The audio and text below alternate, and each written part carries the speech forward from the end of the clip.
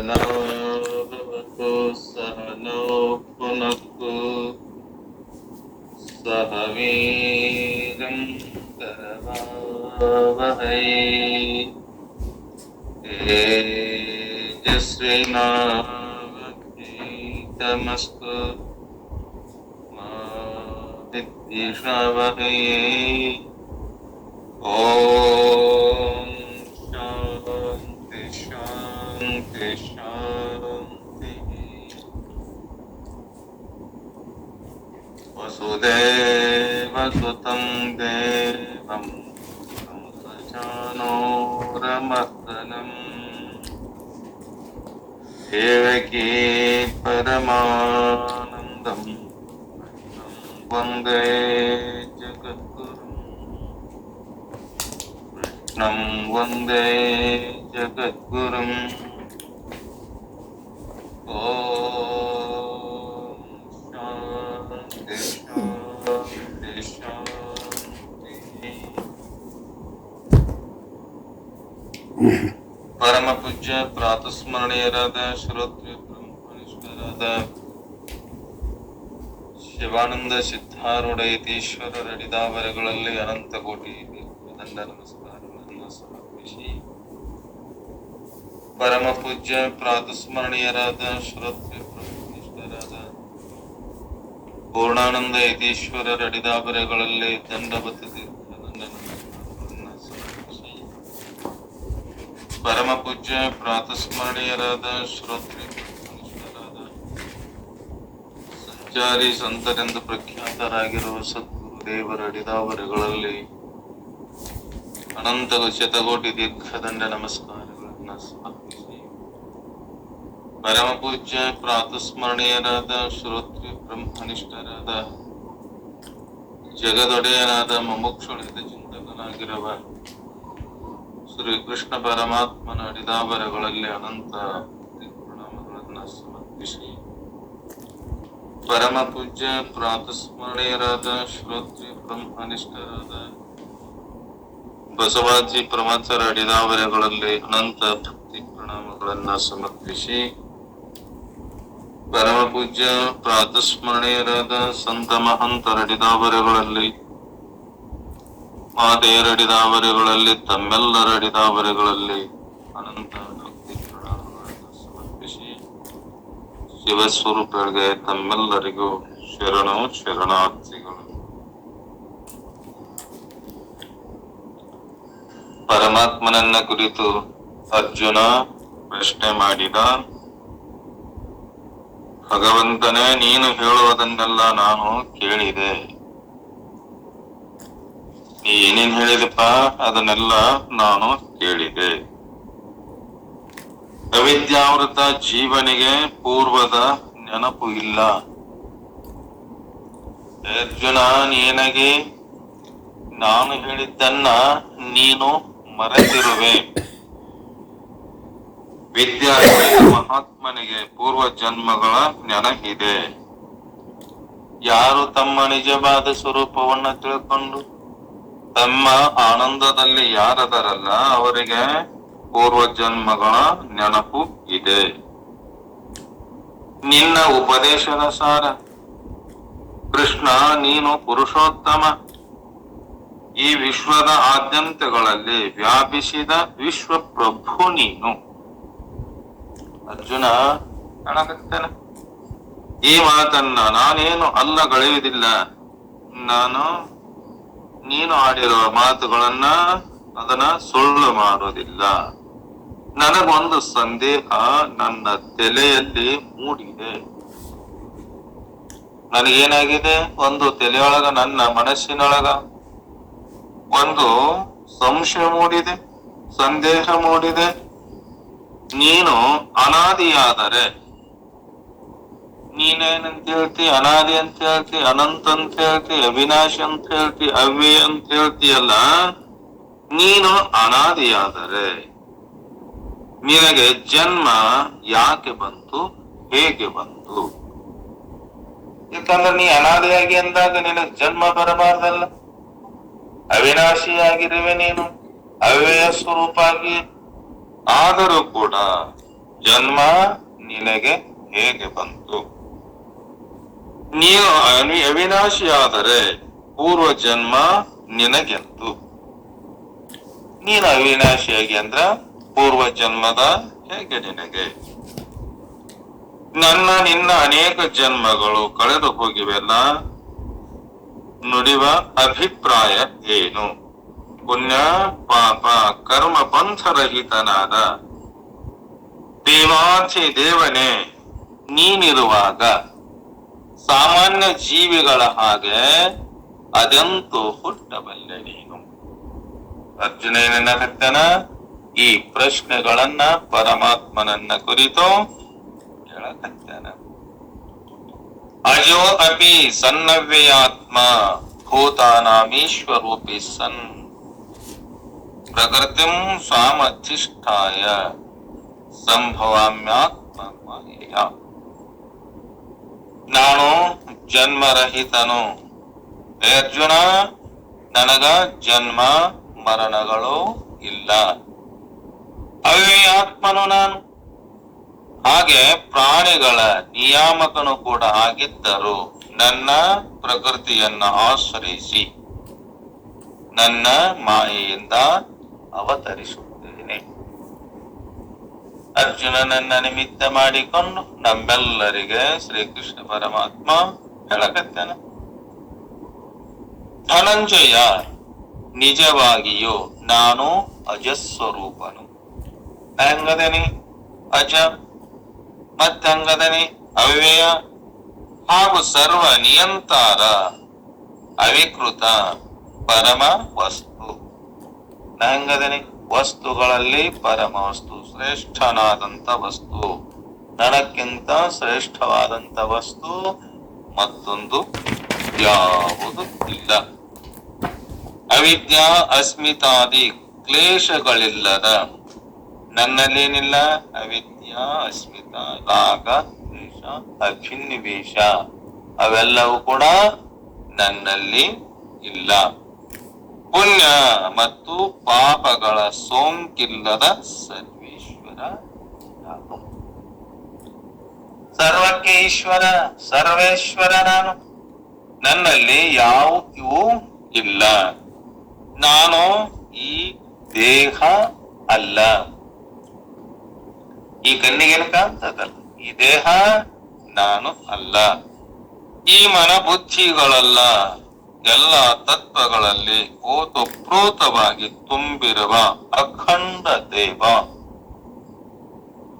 ಆ ಸ್ವರೂಪದಲ್ಲಿ, ನನ್ನ ಸ್ವರೂಪದಲ್ಲಿ ಬೇರೆ ಬೇರೆವಾಗಿ ಖಂಡ ಖಂಡವಾಗಿ ಇಲ್ಲ.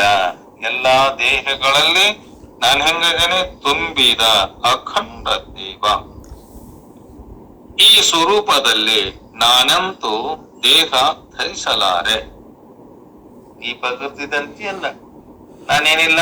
ದೇಹವನ್ನ ಧರಿಸುವವನು ನಾನಲ್ಲ, ಸಾಯುವವನು ನಾನಲ್ಲ. ನಾನು ಯಾವಾಗಲೂ ಇರುವಂತ ಆತ್ಮವಸ್ತು, ಅದು ಬ್ರಹ್ಮ ಸ್ವರೂಪ. ಆ ಬ್ರಹ್ಮ ಸ್ವರೂಪವೇ ನಾನು, ನಿಜ ಸ್ವರೂಪ. ಆದರೆ ನನ್ನದೇ ಒಂದು ದಿವ್ಯ ಮಾಯಾ ಶಕ್ತಿ ಇದೆ.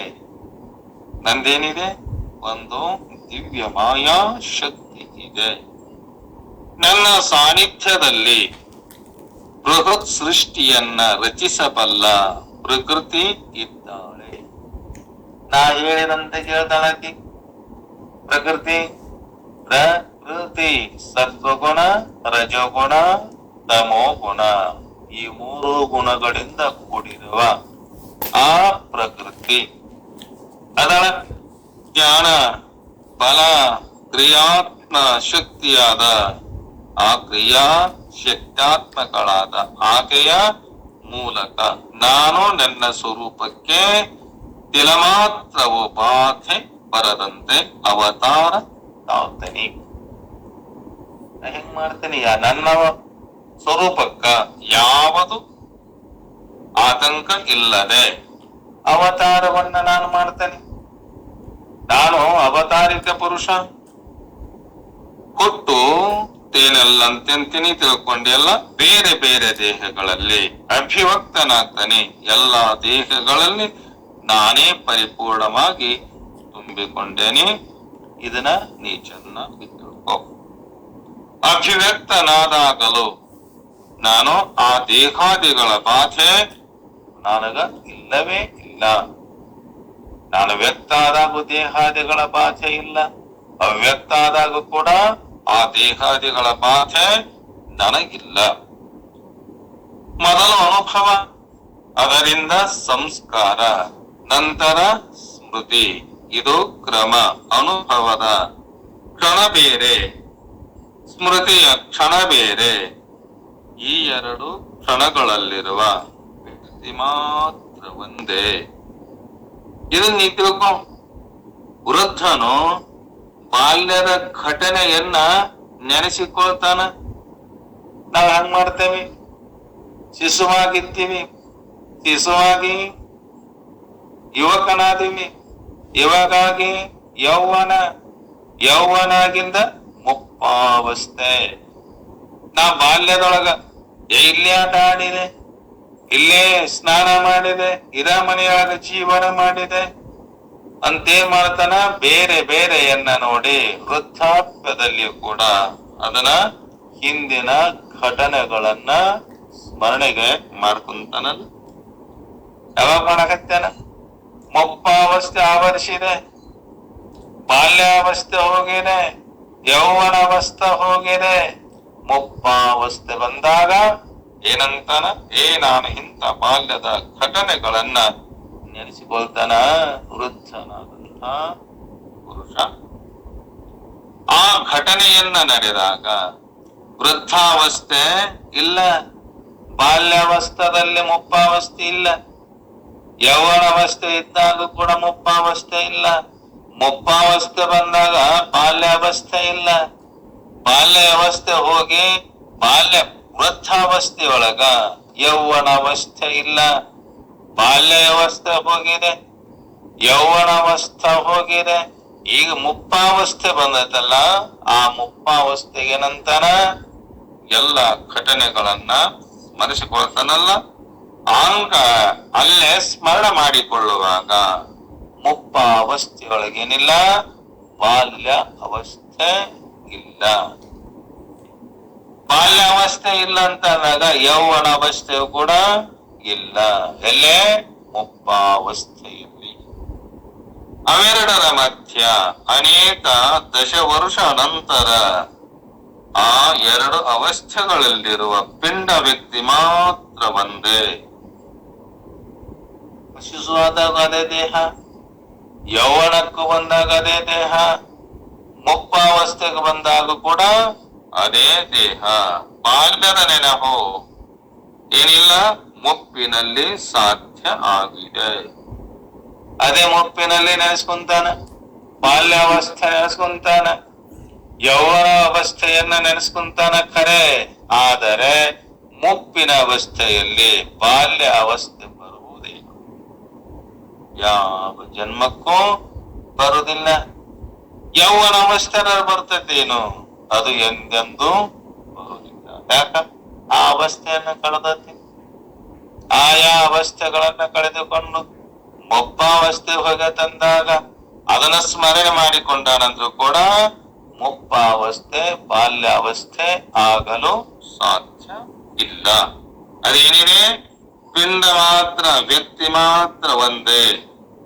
ಬಾಲ್ಯದ ನೆನಹು ಮುಪ್ಪಿನಲ್ಲಿ ಸಾಧ್ಯ ಆಗಿದೆ. ಮೊದಲು ಅನುಭವಿಸಿದ ಜೀವನೆ ಅನುಭವದ ಸಂಸ್ಕಾರ ಹೊಂದನಲ್ಲ, ಅವನ ಸ್ಮರಣೆ ಮಾಡ್ತಾನ. ನಾನು ಬಾಲ್ಯಾವಸ್ಥೆಯೊಳಗೆ ಹಿಂಗಿದ್ದೆ, ಆಟ ಪಾಠ ಆಡಿದೆ, ಯೌವನಕ್ಕ ಬಂದೆ, ಇಂಥ ಶಾಲೆ ಕಲಿತೆ, ಇಂಥಲ್ಲೇ ನಾನು ದುಡಿದೆ, ಇಂಥಲ್ಲೇ ನಾನು ಜೀವನ ಮಾಡಿದಂತಾನಲ್ಲ. ಎಲ್ಲೇ? ಮುಪ್ಪಾವಸ್ಥೆಯೊಳಗ. ಮುಪ್ಪಾವಸ್ಥೆಗೆ ಮಾಡಕದೆ?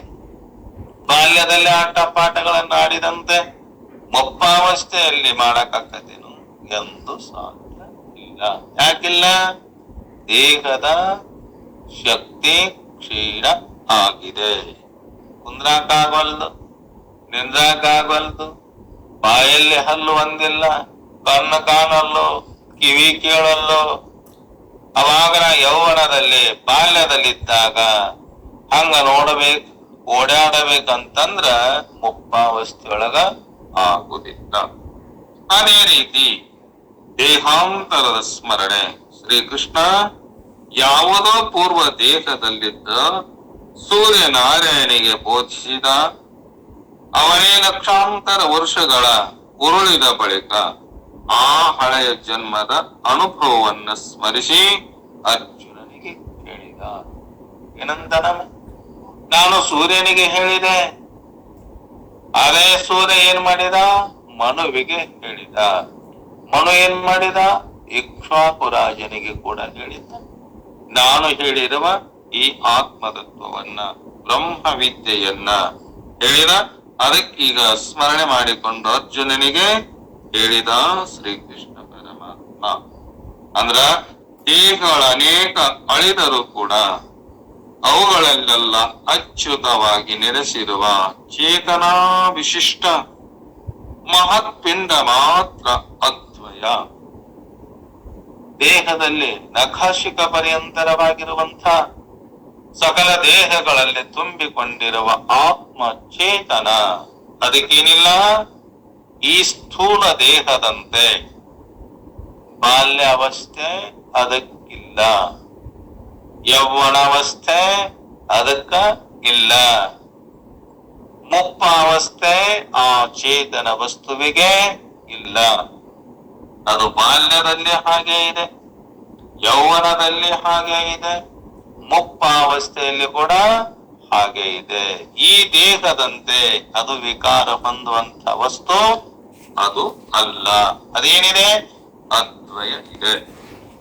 ಆ ಮಹಾಪಿಂಡಸ್ಥ ಭಗವಂತನೇ ಮೊದಲು ಉಪದೇಶಿಸಿದ, ಕಾಲಾಂತರದೊಳಗ ತಾನು ಹೇಳಿದ್ದ ಮಾತುಗಳನ್ನೇ ಮತ್ತೆ ಅರ್ಜುನನಿಗೆ ಪುನರಾವರ್ತನ ಮಾಡಿದ ಆ ಶ್ರೀಕೃಷ್ಣ ಪರಮಾತ್ಮ. ಈ ಮಹತ್ಪಿಂಡ ಯಾವುದು? ನಿರ್ಮಿತ ವಸ್ತು ಕಾರ್ಯ, ನಿರ್ಮಿಸಿದ ಮೂಲ ವಸ್ತು ಕಾರಣ, ಕಾರಣವು ಆಧಾರ, ಕಾರ್ಯವು ಆಧೇಯ. ಕಾರ್ಯವು ತೋರಿ ಅಡಗುವುದು, ಕಾರಣವು ಸ್ಥಿರ. ಕಾರಣ ಏನಿದೆ? ಅದು ಸ್ಥಿರವಾಗಿದೆ. ಕಾರ್ಯ ಏನಿದೆ? ತೋರಿ ಅಡಗುತ್ತದೆ.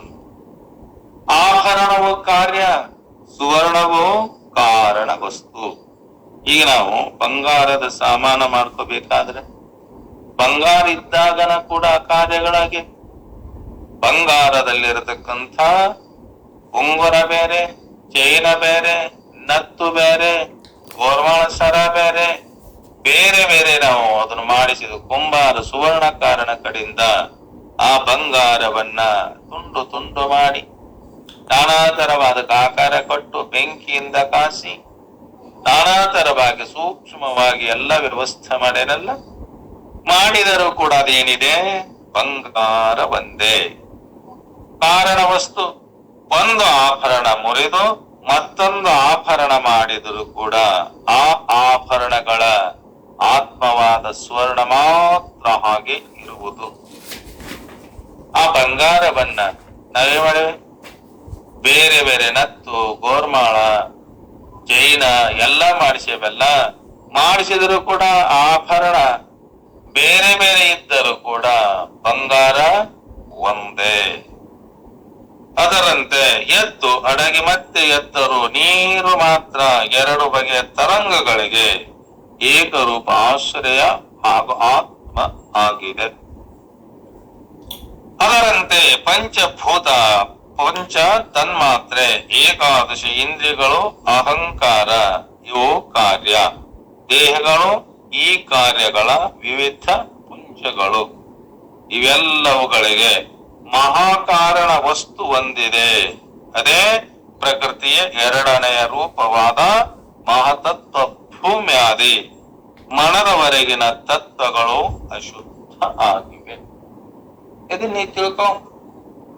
ಇವ್ ಹೆಂಗನವಂದ್ರ ತೋರಿ ಅಡಗ್ತಾವಂದ್ರ ಇವು ಯಾವಾಗಲೂ ಸತ್ಯ ಇರುವಂತ ವಸ್ತುಗಳು ಅಲ್ಲ. ನಾ ಹೆಂಗದನಿ? ಯಾವಾಗಲೂ ಇರುವವ. ಎಷ್ಟೇ ದೇಹಗಳ ಬಂದು ಆದರೂ ಕೂಡ, ಯಾವ ದೇಹಗಳಲ್ಲಿ ಬೇರೆ ಬೇರೆ ದೇಹ ಬಂದರೂ ಕೂಡ ಆ ದೇಹ ಬಂದು ಹೋಗ್ಯಾವಕ್ಕರೆ ನಾನು ಬರುವವನು ಅಲ್ಲ, ಹೋಗುವವನು ಅಲ್ಲ. ಅಹಂಕಾರವು ಸಮ್ಮಿಶ್ರ ಮಹತ್ವ ತತ್ವತೆ ಶುದ್ಧ ಶುದ್ಧ ಮಹತ್ ಸಾಗರದಲ್ಲಿ ಅವೆಂಗರವ ಅಶುದ್ಧದವ, ಹಾಗೆಂಗರವು ಮಿಶ್ರದವ. ಈ ಮಿಶ್ರ ತತ್ವಗಳು ತೆರೆಯಾಗಿ ತೇಲಿವೆ ಎಲ್ಲೇ ನನ್ನ ಆತ್ಮ ಸ್ವರೂಪದಲ್ಲಿ. जो सुख नित्य प्रकाश विखो नाम रूप आधार मतिन लखै जी मतिन लखै ಸೋಬೈ ಶುದ್ಧ ಅಪಾರ. ನನ್ನ ಅಪಾರ ಸ್ವರೂಪದಲ್ಲಿ ಏನಾಗ್ಯಾವ ತೆರೆಗಳು ಆಗ್ಯಾವ. ಅವು ಕೆಲ ಕಾಲ ಬಾಳಿ ಅಳಿತಾವ. ಇವು ಬಂದಿದ್ದೇನರವಲ್ಲ ಕೆಲ ಕಾಲ ಇರ್ತಾವ.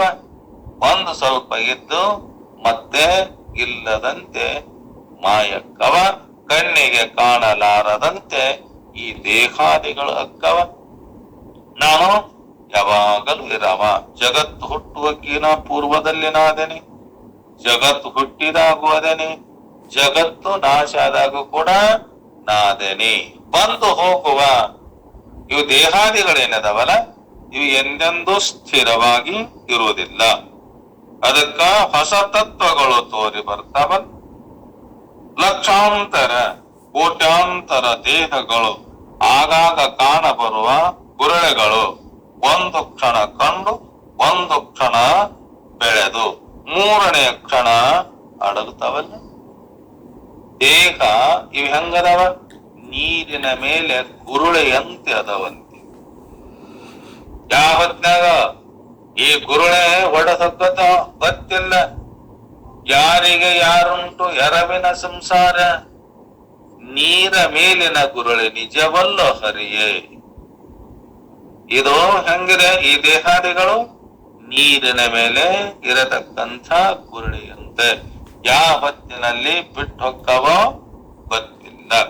ಅದಕ್ಕ ಮೂರನೇ ಕ್ಷಣ ಅಡಗ್ತವ. ಆ ಮಹತ್ವ ಮಾತ್ರ ಸುಸ್ಥಿರಾಬ್ಧಿ ಆವರಣ ರೂಪ ಚರಾಚರ ವಿಶ್ವಗಳ ಆಧಾರ ಸ್ವರ್ಣ. ಎಲ್ಲದಕ್ಕೂ ಆಧಾರವಾಗಿರುವ ನನ್ನ ಆತ್ಮ ಸ್ವರೂಪ, ನಿನ್ನ ಆತ್ಮ ಸ್ವರೂಪ ಯಾವಾಗಲೂ ಇರುವಂತದ್ದು. ಅದೆಂಗಿದೆ ಸ್ವರ್ಣದಂತೆ, ಬಂಗಾರದಂತೆ. ಬಂಗಾರ ನೀರಿನಲ್ಲಿ ಹಾಕಿದರೂ ಕೂಡ ನೆನೆಯುವುದಿಲ್ಲ, ಮಣ್ಣಿನಲ್ಲಿ ಹಾಕಿದರೂ ಕೂಡ ಜಂಗ್ ಹತ್ತುವುದಿಲ್ಲಂತ.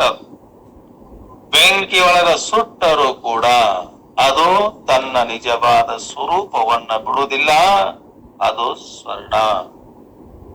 ನೈನಂ ಛಿಂದಂತಿ ಶಸ್ತ್ರಾಣಿ ನೈನಂ ದಹತಿ ಪಾವಕಃ ನ ಚೈನಂ ಕ್ಲೇದಯಂತ್ಯಾಪೋ ನ ಶೋಷಯತಿ ಮಾರುತಃ.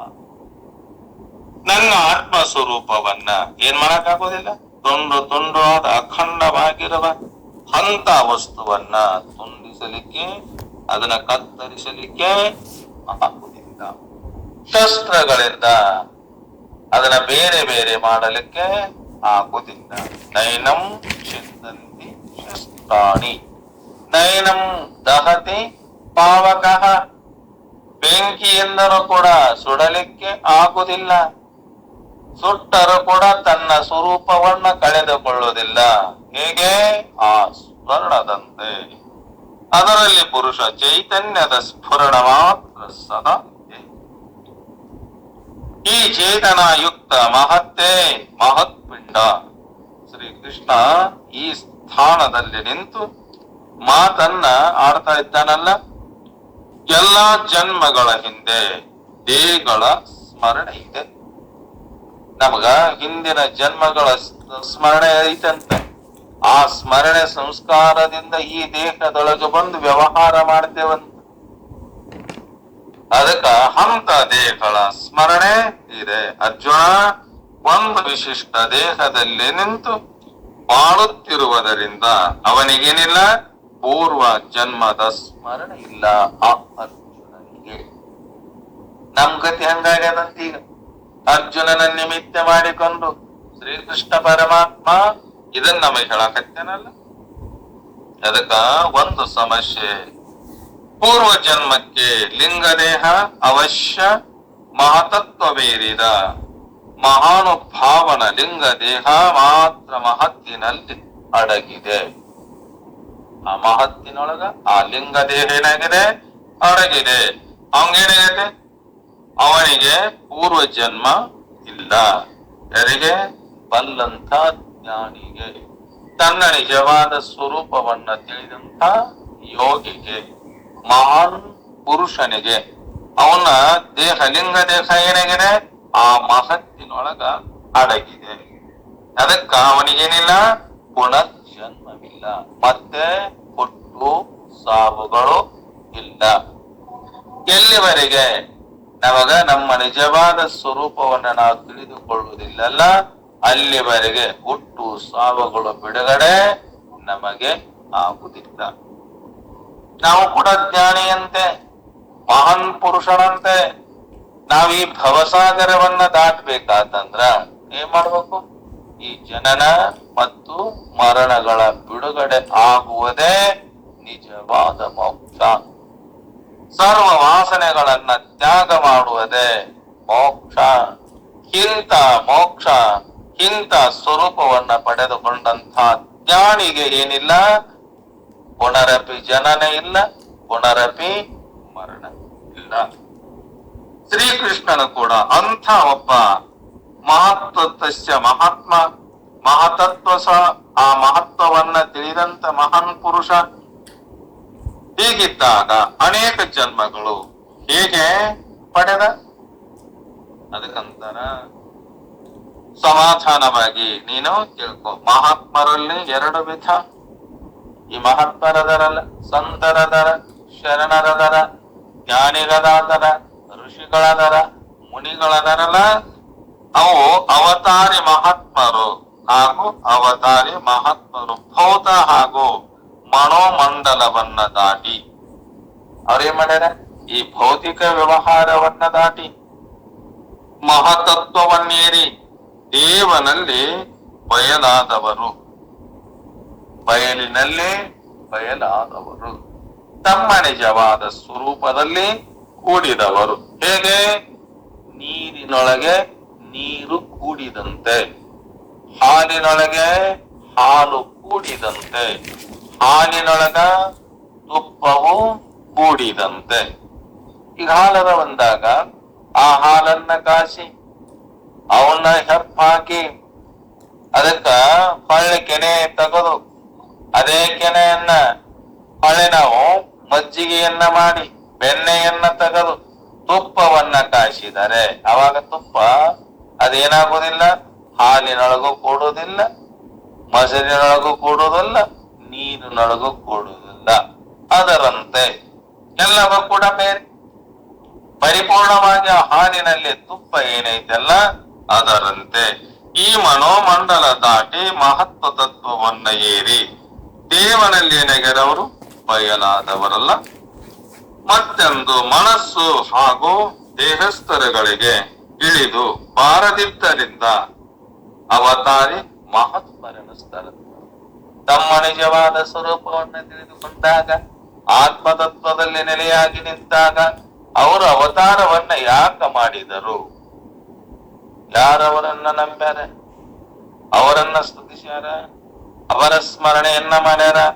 ತಾವು ನಡೆದ ದಾರಿಯಲ್ಲಿ ಮತ್ತ ಮಾನವ ದೇಹವನ್ನ ಧರಿಸಿಕೊಂಡಂತೆ ಬಂದು, ಆದರೂ ಕೂಡ ದೇಹ ನಮ್ಮಂತೆ ದೇಹ ಅವತಾರಿ ಪುರುಷರ ದೇಹ ಅಲ್ಲ.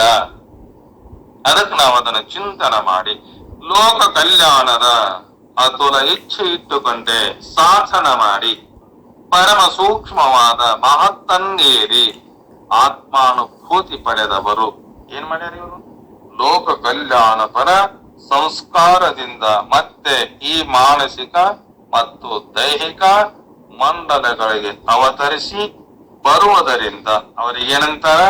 ಅವತಾರಿ ಪುರುಷರಂತ. ನಮ್ಮಂಗ ಅವರಿಗೆ ಯಾವುದು ತೊಂದರೆ ಆಗುವುದಿಲ್ಲ. ತೊಂದರೆ ಆದಂತೆ ಕಂಡರೂ ಕೂಡ ತಮ್ಮ ನಿಜದ ತತ್ವದಲ್ಲಿದ್ದಂಥ ಜ್ಞಾನಿಗೆ ಅಲ್ರಿ ಜ್ಞಾನಿಗಳಾಗ್ಯಾರ. ರೋಗಾದಿಗಳು ಯಾಕ? ಅವರು ಜಡ್ಡು ಬರಬಾರ್ದು, ಅವರಿಗೆ ರೋಗ ಬರಬಾರ್ದು ಅಂತಂದ್ರ ಅವ್ರಿಗೆ ರೋಗ ಬಂದರೂ ಕೂಡ, ನಮಗ್ ರೋಗ ಬಂದವಂದ್ರು ಕೂಡ ನನ್ನನ್ನ ನೋಡಿ ಅವರು ಕೂಡ ಸಹಕಾರ ಮಾಡಿಕೊಂಡರೆ ಆ ದೇಹಾದಿಗಳಲ್ಲಿ ಏನೇ ಎಷ್ಟೇ ಕಷ್ಟ ಇದ್ದರೂ ಕೂಡ ಅವರಿಗೇನಿಲ್ಲ, ಅದರ ಬಾಧೆ ಅವರಿಗೆ ಇರುವುದಿಲ್ಲ. ಯಾಕ? ಆ ದೇಹ ನಾನಲ್ಲ, ಅದು ದೇಹ ನನ್ನದಲ್ಲ, ನನ್ನ ಆತ್ಮ ಸ್ವರೂಪ ಅವರ ತಿಳಿಸುವ ಅವತಾರವನ್ನ ಧಾರಣ ಮಾಡಿಕೊಂಡು ಬಂದು ಏನ್ ಮಾಡ್ತಾರ ಅವರು? ಆ ದೇಹದಲ್ಲಿ ಆಗತಕ್ಕಂತ ದುಃಖಗಳನ್ನ ಅವರು ತಾವು ಹಚ್ಚಿಕೊಳ್ಳುವುದಿಲ್ಲ. ನಂದ ಅಲ್ಲ ಅಂತೇಳಿ ನಿಜವಾಗಿ ತಿಳಿತಿರಲ್ಲ ಅಂತ ಅವತಾರಿ ಪುರುಷರು ಮಹಾತ್ಮರಂತ ಅವರಿಗೆ ಹೆಸರು. ಅವರ ಲಿಂಗ ದೇಹ ಬಹಳ ಕಾಲ ಬಾಳದದು. ಯಾರ್ದು? ಅವತಾರಿಕ ಪುರುಷರ ಲಿಂಗ ದೇಹ ಬಹಳ ಕಾಲ ಬಾಳ್ತಾ ಇದೆ. ಜನರ ಹಿತಕ್ಕಾಗಿ ಅನೇಕ ಜನ್ಮಗಳನ್ನ ತೊಡ್ತಾರಂತ. ತಮಗಾಗಿ ತೊಡುವ ಅವಶ್ಯಕತೆ ಇಲ್ಲ. ಅವರೇನೇಗಾರ ಅದನ್ನ ತಿಳಿದುಕೊಂಡು ಅದರಿಂದ ಜೀವನ್ಮುಕ್ತರಾಗ್ಯಾರ. ಪರಮಾತ್ಮನನ್ನ ಕೂಡಿಕೊಂಡಾರ. ಕೂಡಿಕೊಂಡರು ಕೂಡ ಹಂಗಾರೆ ಯಾಕೆ ಕೂಡಿಕೊಂಡಿದ್ದು, ಯಾಕೆ ಕೊಟ್ಟು ಬರ್ತಾರ ಅವರು? ನಮ್ಮ ಪಾಪ ಪುಣ್ಯದ ಶೇಷದಿಂದ, ನಮ್ಮ ಪುಣ್ಯದ ಪುಂಜದಿಂದ ಅವರ ದೇಹಗಳು ಅವತಾರವನ್ನ ತಾಳ್ತಾರ. ಯಾಕ? ಜನ್ಮಗಳನ್ನ ತೊಡ್ತಾರಲ್ಲ. ಕೃಷ್ಣ ಪರಮಾತ್ಮನು ಕೂಡ ಅವತಾರಿ ಮಹಾತ್ಮ. ಯಾರ ಸಲುವಾಗಿ ಅವ ಅವತಾರವನ್ನ ತಾಳಿದ? ನಮ್ಮ ಸಲುವಾಗಿ, ಲೋಕ ಕಲ್ಯಾಣ ಹಿತಕ್ಕಾಗಿ ಅವ ಅವತಾರವನ್ನ ಮಾಡಿದ. ಅನೇಕ ಜನ್ಮಗಳನ್ನ ಪಡೆದೆ ಅಂತ ಹೇಳ್ತಾನಲ್ಲ, ಅದಕ್ಕ ದೇವಲೀಲೆ. ಏನದು? ಮಾಯಾವಿಯು ಸ್ವಸ್ಥಾನದಿಂದ ಕದಲದೆ ಅದೃಶ್ಯನಾಗ್ತಾನದು. ನಿಮ್ಗೇನೇನ್ಬೇಕು? ಮಾಯಾವಿಯನು ತನ್ನ ಮಾಯಾ ಶಕ್ತಿಯಿಂದ ದೂರದಲ್ಲಿ ತನ್ನಂಥ ಇನ್ನೊಬ್ಬ ಮಾವಿಯನ್ನ ಸೃಷ್ಟಿ ಮಾಡ್ತಾನ. ಅವಂಗ ಏನೆಲ್ಲ ಸೃಷ್ಟಿ ಮಾಡುವ ಶಕ್ತಿ ಸಾಮರ್ಥ್ಯ ಯಾರಿಗಿದೆ? ಆ ಮಹಾನ್ ಪುರುಷ ಅವತಾರಿಗೆ ಇದೆ. ಹಾಗೆ ಎರಡನೆಯ ಮಾಯಾವಿ ಸೂತ್ರವೊಂದನ್ನ ಹಿಡಿದು ಆಕಾಶಕ್ಕೆ ಹೇರಿ ಹೋದಂತೆ ತೋರಿ ಸುತ್ತಾನ. ಕೊನೆಗೆ ಎಲ್ಲ ಮರೆಯಾದ ಬಳಿಕ ತಾನೊಬ್ಬನೇ ನಿಂತಲ್ಲಿ ಅವ್ಯಕ್ತಕ್ಕನಂತ. ಆಕಾಶದೆತ್ತರದಂತೆ, ಆಕಾಶದೊಳಗ ಹಾರಾಡುವಂತೆ ಎಲ್ಲ ಇದರಂತೆ ಇದ್ದು ತೋರಿ ಅವ ಪುರುಷೋತ್ತಮನಾದ ಭಗವಂತ ತನ್ನ ಮಹಾ ಮಾಯಾ ಶಕ್ತಿಯಿಂದ ತಾನು ಅದೃಶ್ಯನಾಗಿ ವ್ಯಷ್ಟಿ ಸಮಷ್ಟಿಗಳ ನಿರ್ಮಿಸಿ, ಈ ವ್ಯಷ್ಟಿ ಪ್ರಪಂಚ ಸಮಷ್ಟಿ ಪ್ರಪಂಚವನ್ನ ನಿರ್ಮಾಣ ಮಾಡಿ ಅವುಗಳಲ್ಲಿ ಯಾವುದೇ ಒಂದು ದೇಹದೊಳಗೆ ತಾನೇ ಪ್ರವೇಶ, ಬಾಲ್ಯಾದಿ ಅವಸ್ಥೆ, ಹಾಗೆ ಜನ್ಮಾಂತರಗಳ ದೇಹಗಳನ್ನೆತ್ತಿರುವಂತೆ ತೋರ್ತನ ಕರೆ. ಇದು ಅವನ ಲೀಲೆ ಅಂತಿರ್ತಾರೆ. ಏನಪ್ಪ ನಿನ್ನ ಲೀಲೆ ಹೇ ಪರಮಾತ್ಮ? ಯಾವ ರೂಪದಲ್ಲಿ, ಯಾವ ರೀತಿಯಿಂದ, ಯಾವ ಲೀಲೆಯನ್ನ ತೋರ್ತಿಪ್ಪ ಅಂತೇಳಿ ಲೀಲೆ ಸಾಕಾದಾಗ ಜೀವ ಈಶ್ವರ ಜಡ ದೇಹ ವಿಶ್ವಗಳನ್ನ ಅಡಗಿಸಿ ತನ್ನಲ್ಲಿ ತಾನೇ ಪ್ರಕಾಶಿಸುತ್ತಾನೆ. ಅದೆಲ್ಲವೂ ಕೂಡ ಏನಿದೆ? ಮಾಯೆ, ಮಾಟ. ಪರಮಾತ್ಮನ ಇಲ್ಲದಂತೆ ಆಗಲು ಇಲ್ಲ. ಜಗತ್ತಿನಲ್ಲಿ ಅವತರಿಸಿ ತೋರಲು ಕೂಡ ಇಲ್ಲ. ಅವನಿಗೆ ಅನ್ಯವಾಗಿ ಜಗತ್ತು ಅಸ್ತಿತ್ವವನ್ನ ಪಡೆಯಲು ಇಲ್ಲ. ಅವ ಹೆಂಗದನ? ಅವನೇ ಏನದನವ? ಭಗವಾನ್, ನೀನು ಪುರುಷೋತ್ತಮ. ಪ್ರಕೃತಿಯ ನಿನ್ನದೇ ಆದ ಮಾಯೆ, ಆಕೆಯ ಮೂಲಕ ಪ್ರಕಟವಾಗಿವೆ ಎಲ್ಲ. ಏಕೆ? ಅರ್ಜುನ ಪ್ರಶ್ನೆ ಮಾಡ್ತಾನ, ಯಾಕಪ್ಪ ಹೇ ಪರಮಾತ್ಮ, ನೀನು ಪುರುಷೋತ್ತಮ, ಪ್ರಕೃತಿಯು ನಿನ್ನದೇ ಆದ ಆ ಮಹಾಮಾಯೆ, ಆಕೆಯ ಮೂಲಕ ಪ್ರಕಟವಾಗಿದೆಯಲ್ಲ, ಯಾಕ? ಯಾವಾಗ? ಯಾಕಕ್ಕಿ? ಯಾವಾಗಕ್ಕಿ?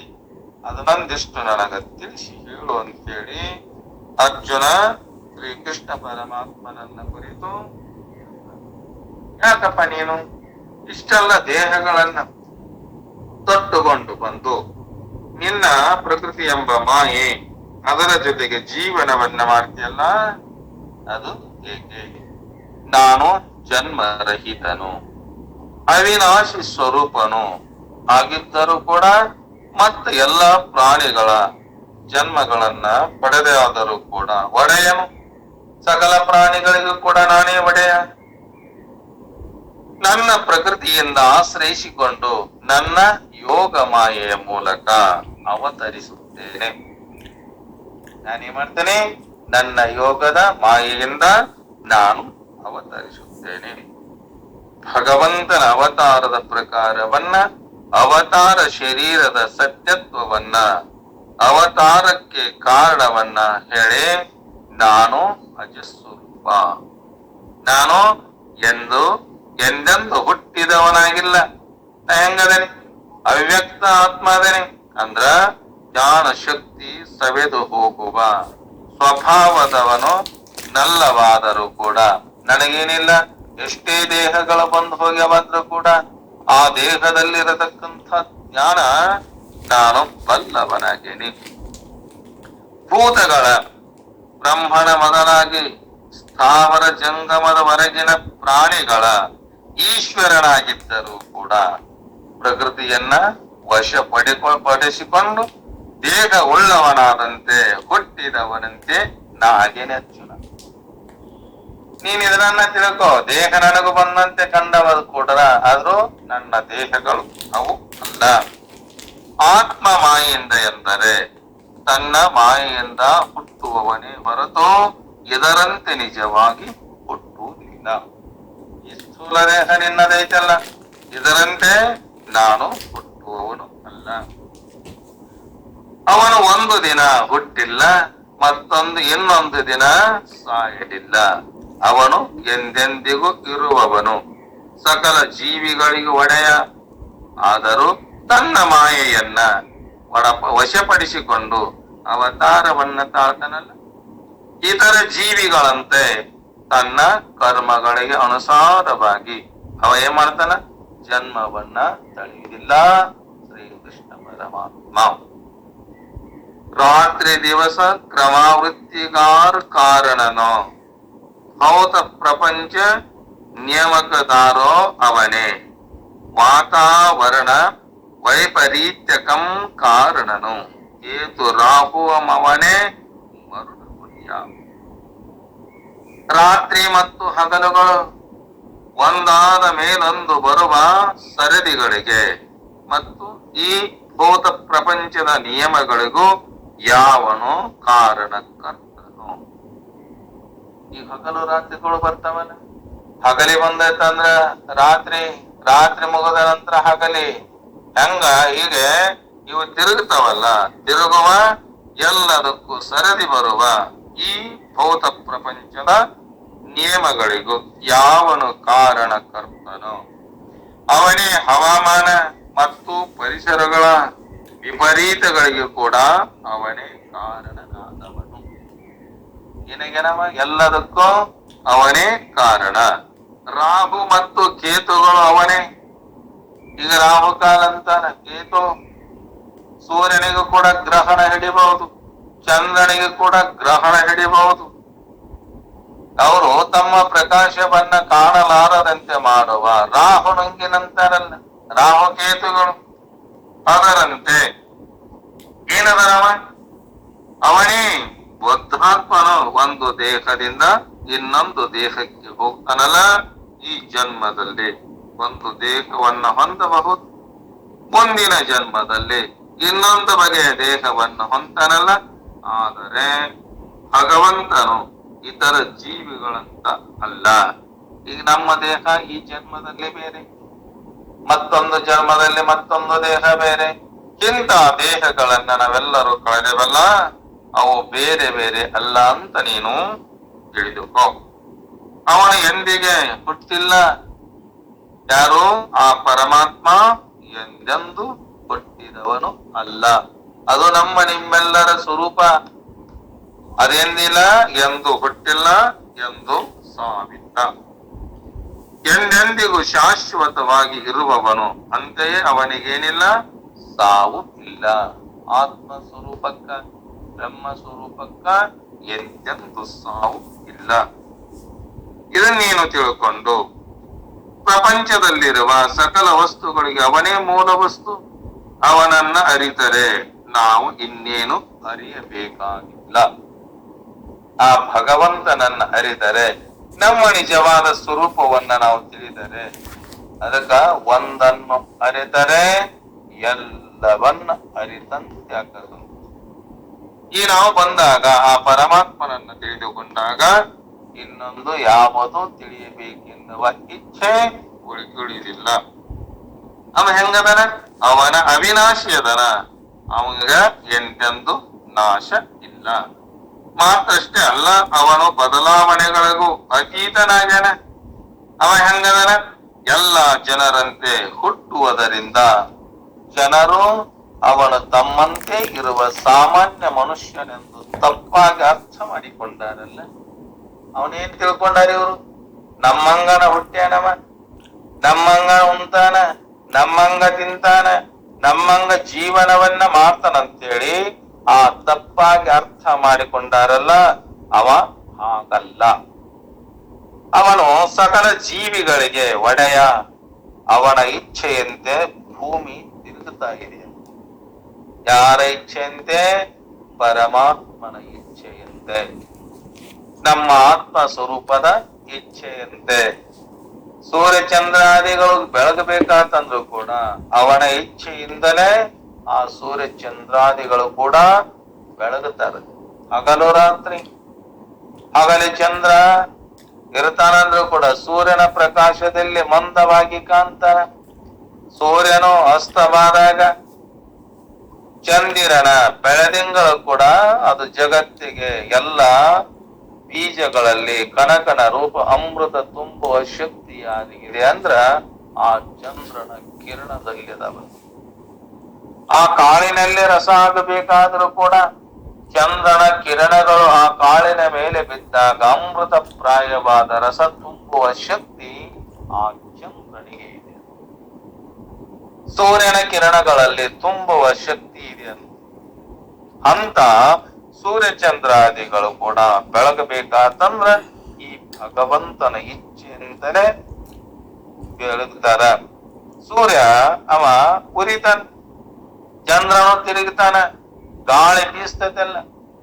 ಅವನ ಆಜ್ಞೆ ಆದಾಗ ಮಾತ್ರ ವಾಯುದೇವ ಬೀಸ್ತಾನ.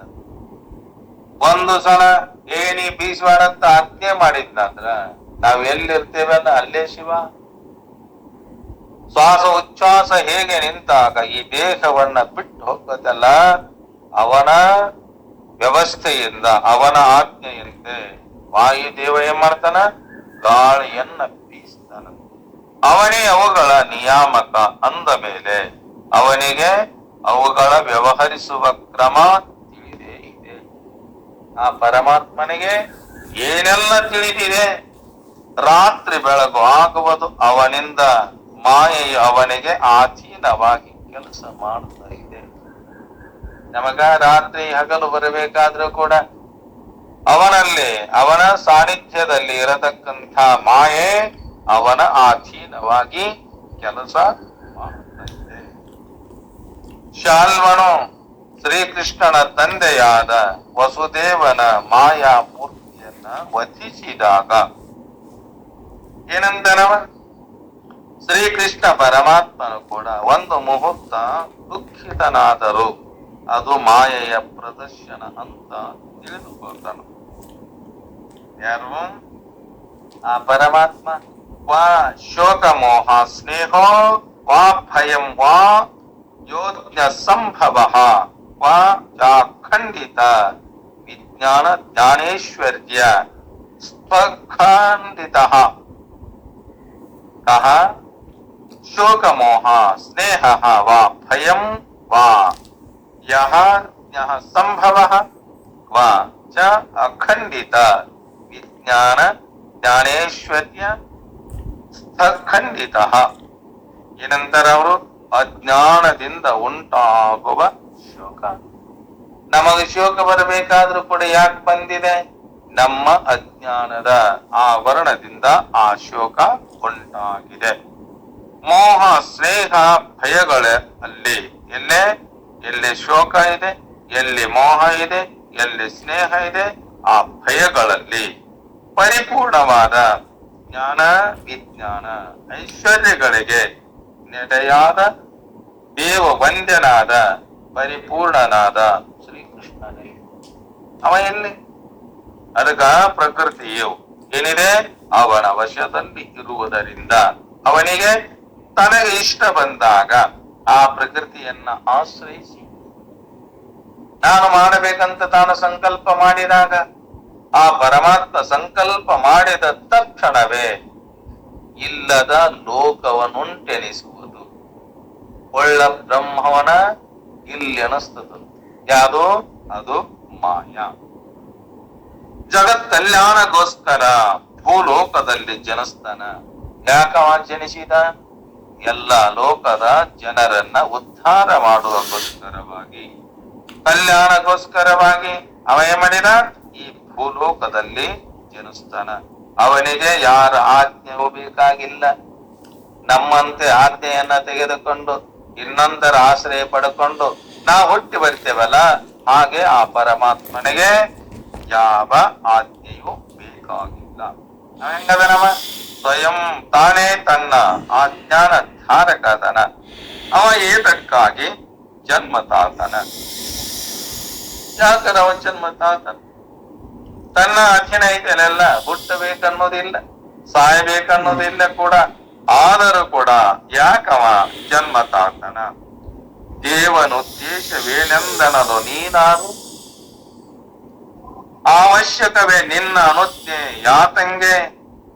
ಆವುದೋ ಪ್ರಭು ಚಿತ್ತವೇನೋ ಅವನ ನಿಮಿತ್ತ, ಸೇವಕಂಗೇತ ಕದೋ ಮರುಳ ಮುನಿಯ. ಪರಮಾತ್ಮನ ಅಭಿಪ್ರಾಯ ಮತ್ತ ಗುರುಗಳೇನೆಂದು ಕೇಳಲು ನೀನ್ಯಾರು? ನೀ ಕೇಳಗತ್ತಿಯಲ್ಲ. ಪರಮಾತ್ಮನ ಅಭಿಪ್ರಾಯವನ್ನ ಅವನ ಗುರುಗಳೇನೆಂದು ಕೇಳಕ ನೀನ್ಯಾರು? ನಿನ್ನ ಒಪ್ಪಿಗೆಯ ಅನುಜ್ಞೆ ಅವಶ್ಯಕತೆ ಅವನಿಗೇನಿದೆ? ಏನ ಐತೆ ನಿನಗ? ಅವನ ಮೇಲೆ ಅಧಿಕಾರವನ್ನ ತೋರಲಿಕ್ಕೆ ಏನಿದೆ ನಿನಗೆ? ಒಡೆಯ, ಆ ಒಡೆಯನ ಪ್ರಭುವಿನ ಮನಸ್ಸು ಚಿತ್ತ ಹೇಗಿರುವುದೋ, ಅವನ ಕಾರಣಗಳೇನಿವೆಯೋ ಅದರ ಬಗ್ಗೆ ಸೇವಕನಾದ ನಿನಗೆ ಚಿಂತೆ. ನಿನಗೆ ಯಾಕಪ್ಪ ಚಿಂತೆ? ಅದಕ್ಕೆ ಅವನೊಬ್ಬ ಚಿಂತನೆ ಮಾಡ್ಕೊಂತ ಕುಂತಿದ್ದ. ಈ ಲೋಕದ ಚಿಂತೆ ಏನಂತೇಳಿ ಪರಮಾತ್ಮ ಕುಂತಿವ ಚಿಂತನೆ ಮಾಡಕತ್ತಿದ್ದ. ಬಂದ ಈ ಲೋಕದ ವ್ಯವಹಾರ ಚಿಂತನೆ ಮಾಡ್ತಾ ಕುಂತಿದ್ದಲ್ಲ. ಮಳೆ ಆಗ್ತಾ ಇಲ್ಲ, ಬೆಳೆ ಬರ್ತಾ ಇಲ್ಲ, ಎಲ್ಲರೂ ದುಃಖಿಗಳಾಗ್ಯಾರ. ಪರಮಾತ್ಮ ಹಿಂಗ್ಯಾಕ ಮಾಡ್ಯಾನ, ಯಾಕ ಮಾಡ್ಯಾನ, ಹಿಂಗ್ಯಾಕ ಆತು ಅಂತ ಚಿಂತೆ ಮಾಡಕತ್ತಿದ್ದಂತ ಅವ ಅಂದ ಬಂದು, ಯಾಕೋ ನಿನಗೆ ಈ ಲೋಕದ ಚಿಂತೆ, ಈ ಜಗತ್ತಿನ ಚಿಂತೆ ನಿನಗೆ ಹಾಕಬೇಕು ಅಂದಾಗ, ಅಲ್ಲ ಮತ್ತಿವು ಜೀವಿಗಳ ಹೆಂಗ ಉದ್ಧಾರ ಆಗ್ಬೇಕಂದ? ಜೀವಿಗರು ಉದ್ಧಾರ ತನ್ನನ್ನ ತಾವೇ ಉದ್ಧಾರ ಮಾಡ್ಕೊಂತಾರ. ನಿನ್ನ ಉದ್ಧಾರ ನೀ ಮಾಡ್ಕೋ, ಅವರ ಚಿಂತೆ ನಿನಗ್ಯಾಕೋ ಅಂದ. ಅದಕ್ಕ ನಿನಗ ಚಿಂತೆ ಯಾಕೆ? ನೀ ಸೇವಕನಾದವನಿಗೆ ನಿನಗೆ ಯಾಕ ಚಿಂತೆಪ? ಒಬ್ಬ ಯಜಮಾನ ಮನೆಯಲ್ಲಿ ಆರಾಮ ಕುರ್ಚಿಯಲ್ಲಿ ಕುಳಿತುಕೊಂಡು ಕಾಲುಗಳನ್ನ ಅಲ್ಲಾಡಿಸ್ತಾ ಇದ್ದ. ವಿಶ್ರಮಿಸಿಕೊಂಡಿರುವಾಗ ಅವನ ಸೇವಕ ಏನಂತಾನ, ನೀವು ಯಾಕೆ ಹಾಗೆ ಕುಳಿತುಕೊಂಡಿದ್ದೀರಿ ಎಂದಲು ಕೇಳಲು ಸಾಧ್ಯವೇ? ಸಿರಿವಂತ ಮನೆಗಳ ಕುಂತಾನ, ಕುರ್ಚಿಯ ಮ್ಯಾಗ ಕುಂತಾನ, ಕೊಂತ ಕಾಲುಗಳನ್ನು ಅಲುಗಾಡಿಸಕತ್ತಾನ. ಇವ ತೊಡೆಯಲಿಕ್ಕೆ ಬಂದ ಸಾಹುಕಾರನಿಗೆ ಯಾಕೆ ನೀವು ಕುಂತೀರಂತ ಕೇಳಲಿಕ್ಕೆ ಸಾಧ್ಯವೇ? ಯಾಕ? ಅವ ಇದ್ದ ಆಳವ, ಅವನ ಸೇವಕ ಇವ. ಅವನನ್ನ ಕೇಳುವ ಅಧಿಕಾರಿ ಇವಂಗ ಸಾಧ್ಯ ಐತೇನಪ್ಪ? ಅಥವಾ ಅವನು ಕೇಳಿದರೂ ಯಜಮಾನನು ಅದನ್ನ ಸೇವಕನ ಉದ್ಧಟನವೆಂದು ಭಾವಿಸಿ ಉತ್ತರಿಸುವುದಿಲ್ಲ. ಯಾರೋ ಆ ಸಿರಿವಂತ. ಹಾಗೆ ಒಂದು ಮಗು ತೊಟ್ಟಿನಲ್ಲಿ ಹಾಯಾಗಿ ಕೈಕಾಲ ಆಡಿಸಿಕೊಂಡು ಮಲಗುತ್ತಾ ಇದೆ. ಅದು ಏಕೆ ಹಾಗೆ ಮಾಡ್ತೈತಂತ ಕೇಳಿದ್ರ ತೊಟ್ಟಿಲದಲ್ಲಿ ಕೂಸಿರತಕ್ಕಂಥದ್ದು ತನ್ನ ಕಾಲಿಂದ ಉದುತದದು, ಅತ್ತ ಕೈಗಳಿಂದ ಜಾಡಿಸ್ತಾ ಇರ್ತೈತಿ, ನಗತಿರ್ತೈತಿ, ಒಮ್ಮೆ ಅಳತಿರ್ತೈತಲ್ಲ. ಅದ್ಯಾಕ ತೊಟ್ಟಿಲ್ಲದಲ್ಲಿ ಕೂಸು ಹಂಗ್ಯಾಕ್ ಮಾಡ್ತೈತಂದ್ರ ಅದರ ಅರ್ಥ ಏನು? ಉತ್ತರಿಸಕತ್ತೇನು? ಅದರ ಸ್ವಭಾವ ಅದು ಮಗು ಆರೋಗ್ಯವಿರುವಾಗ ಅದು ಚಿಹ್ನೆ.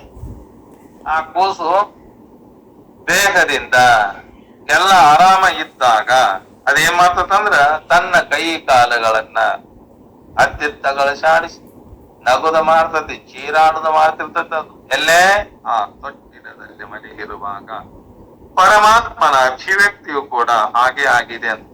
ಆದ್ರ ತಾನು ಯಾವಾಗ ಮತ್ತು ಏತಕ್ಕೆ ಅವತರಿಸುತ್ತೇನೆ ಎಂಬುದನ್ನ ಶ್ರೀಕೃಷ್ಣ ಪರಮಾತ್ಮ ಅವೇನ್ ಹೇಳ್ತಾನ ನೋಡಪ್ಪ, ಯಾಕವ ಹುಟ್ಟುತ್ತಾನ, ಅವನ ಕರ್ತವ್ಯ ಏನು ಅನ್ನೋದನ್ನ ಮತ್ತ ನಾಳೆಯ ದಿನದಲ್ಲಿ ಎಲ್ಲರೂ ಕೂಡ ಚಿಂತನೆ ಮಾಡೋಣೆಂಬಲ್ಲಿಗೆ ಇವೆರಡು ವಾಕ್ಯ ಪುಷ್ಪಗಳನ್ನ ಸದ್ಗುರುನಾಥರ ಚರಣಾರ್ಥಗಳಲ್ಲಿ ಸಮರ್ಪಿಸಿ ತಮ್ಮೆಲ್ಲರಿಗೂ ಕೂಡ ಶರಣು ಶರಣಾರ್ಥಿಗಳು. ಓಂ ಸಹನೌ ಭುನಕ್ತು ಸಹ ವೀರ್ಯಂ ಕರವಾವಹೈ ತೇಜಸ್ವಿನಾವಧೀತಮಸ್ತು ಮಾ ವಿದ್ವಿಷಾವಹೈ. ಓಂ ಶಾಂತಿ ಶಾಂತಿ ಶಾಂತಿ.